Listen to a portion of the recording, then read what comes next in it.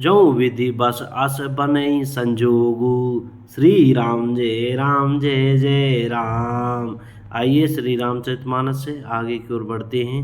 जो देव योग से ऐसा संयोग बन जाए तो हम सब लोग कृतार्थ हो जाएं। ये सखी, मेरे तो इसी से इतनी अधिक आतुरता हो रही है कि इसी नाते कभी ये यहाँ आवेंगे, नहीं तो विवाह नहीं हुआ तो हे सखी सुनो, हमको इनके दर्शन दुर्लभ हैं। यह संयोग तभी हो सकता है जब हमारे पूर्व जन्मों के बहुत पुण्य हों। दूसरी ने कहा, हे सखी तुमने बहुत अच्छा कहा, इस विवाह से सभी का परम हित है। किसी ने कहा, शंकर जी का धनुष कठोर है और ये सांवले राजकुमार कोमल शरीर के बालक हैं।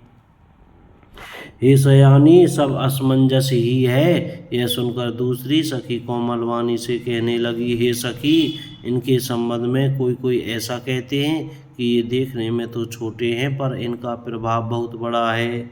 जिनके चरण कमलों की धूलि का स्पर्श पाकर अहिल्या तर गई, जिसने बड़ा भारी पाप किया था, वे क्या शिव जी का धनुष बिना तोड़े रहेंगे?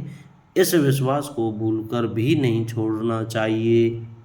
जिस ब्रह्मा ने सीता को संवार कर बड़ी चतुराई से रचा है, उसी ने विचार कर सांवला वर भी रच रखा है।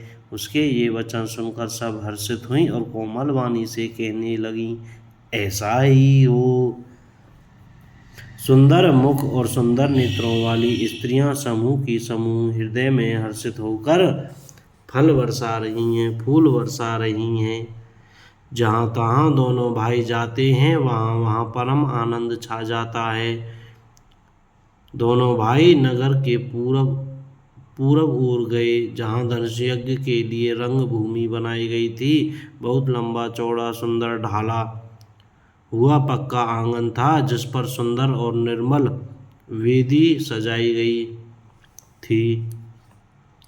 चारों ओर सोने के बड़े बड़े मंच बने थे, जिन पर राजा लोग बैठेंगे। उनके पीछे समीप ही चारों ओर दूसरे मचानों का मंडलाकार घेरा सुशोभित था।